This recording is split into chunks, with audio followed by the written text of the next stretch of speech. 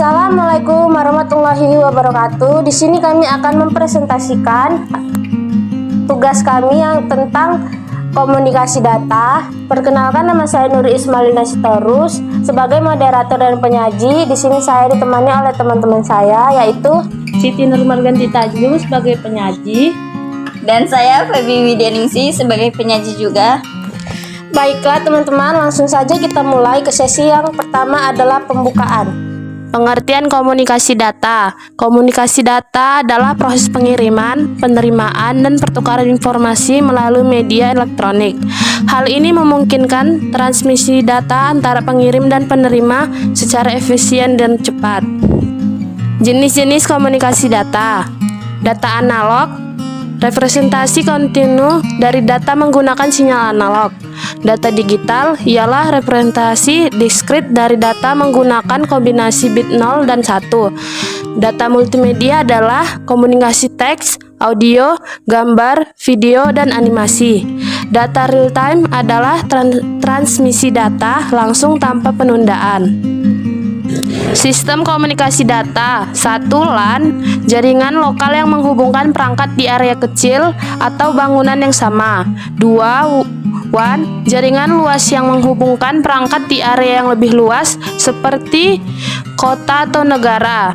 3. MAN, jaringan area metropolit yang menghubungkan perangkat dan kawasan perkotaan yang luas. Baiklah, selanjutnya akan dibacakan oleh teman saya, yaitu Febi Widyaningsih sebagai penyaji. Protokol komunikasi data.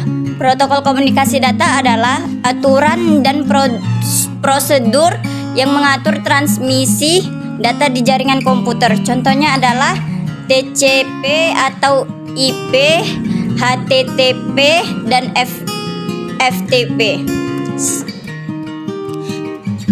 Apa sih keuntungan dan kekurangan komunikasi data? Yaitu yang pertama, keuntungannya memungkinkan transfer data cepat, hemat biaya, dan dapat diakses dari jarak jauh.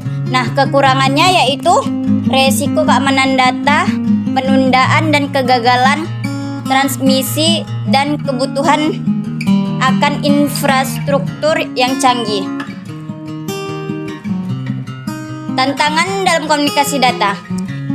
Tantangan dalam komunikasi data dibagi menjadi 3, yaitu yang pertama, keamanan. Keamanan yaitu mengamankan data dari ancaman seperti peretasan dan serangan malware. Yang kedua, kecepatan. Kecepatan yaitu memastikan transfer data yang cepat, terutama dalam aplikasi real time. Yang ketiga yaitu integrasi, yaitu menyatukan berbagai sistem dan platform untuk mengintegrasikan data secara efisien. Baiklah, selanjutnya akan dibacakan oleh Nuri Ismailina Sitorus. Penerapan komunikasi data. Penerapan komunikasi data itu dibagi ada menjadi 4. Yang pertama itu ada industri medis. Industri medis itu mengirim data pesan, hasil tes dan rekam medis melalui sistem informasi kesehatan.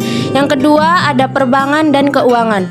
Perbankan dan keuangan itu untuk membolehkan transfer dana, pembayaran online, dan manajemen keuangan melalui jaringan komputer. Yang ketiga ada e-commerce. E-commerce itu menyediakan komunikasi yang aman antara penjual dan pembeli dalam transaksi online. Yang terakhir atau yang keempat yaitu pendidikan jarak jauh, yaitu menghubungkan pengajar dan siswa melalui platform online untuk mendapatkan pendidikan jarak jauh. Yang terakhir yaitu ada kesimpulan. Kesimpulan dari makalah dari PPT tentang komunikasi data kami yaitu komunikasi data adalah fondasi yang penting dalam dunia digital saat ini. Dengan pemahaman yang baik tentang konsep ini, kita dapat mengoptimalkan potensi dan manfaatnya untuk berbagai bidang kehidupan. Demikian presentasi kami. Saya sebagai moderator pamit undur diri. Mohon maaf atas kekurangannya dan terima kasih untuk perhatiannya. Assalamualaikum warahmatullahi wabarakatuh.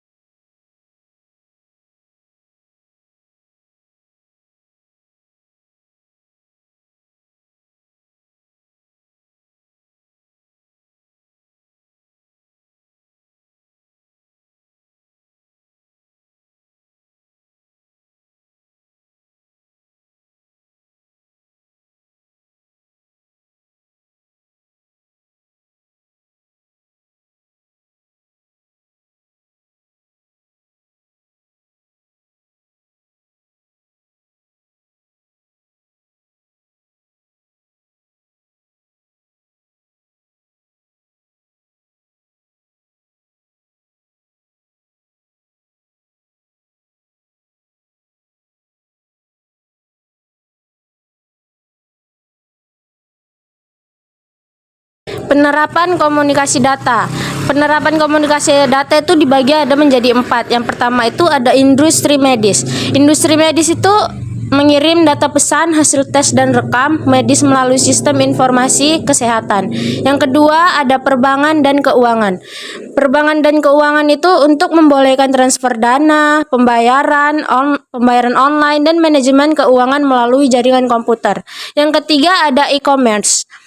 E-commerce itu menyediakan komunikasi yang aman antara penjual dan pembeli dalam transaksi online. Yang terakhir atau yang keempat yaitu pendidikan jarak jauh, yaitu menghubungkan pengajar dan siswa melalui platform online untuk mendapatkan pendidikan jarak jauh.